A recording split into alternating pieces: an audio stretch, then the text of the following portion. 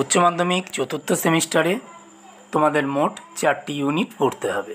যেহেতু তোমরা তৃতীয় সেমিস্টারে ইউনিট 1 ও ইউনিট 2 পড়ে এসেছো, সেহেতু ইউনিট 3, 4, 5, 6 তোমাদের এই 4টি ইউনিট পাঠ্য।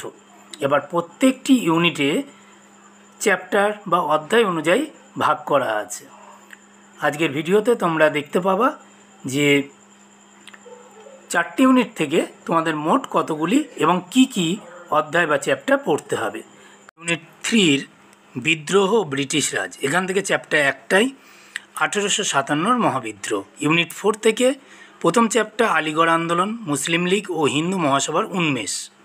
দ্বিতীয় চ্যাপ্টার থেকে সংগঠিত জাতীয়তাবাদী রাজনীতির উদ্ভব, 1971-এর পূর্বোত্তর পর্ব থেকে স্বাধীনতা লাভ পর্যন্ত। তৃতীয় চ্যাপ্টার ভারতের ওপর প্রথম বিশ্বযুদ্ধের প্রভাব ও গান্ধীজির অভ্যুত্থান। চতুর্থ চ্যাপ্টার স্বাধীনতার পূর্ব লক্ষণ। ইউনিট 5-এ সংবিধান প্রণয়ন, এখান থেকে চ্যাপ্টার বা অধ্যায় একটাই, স্বাধীনোত্তর ভারত এক নবযুগের সূত্রপাত। ইউনিট 6 বা 6 থেকে রাষ্ট্র নির্মাণ ও তৎসম্পর্কিত ও বিষয়সমূহ। চ্যাপ্টার এখান থেকেও একটা, ভারত ও পাকিস্তানের যুদ্ধ 1971, বাংলাদেশের জন্ম ও ভারতে তার প্রভাব।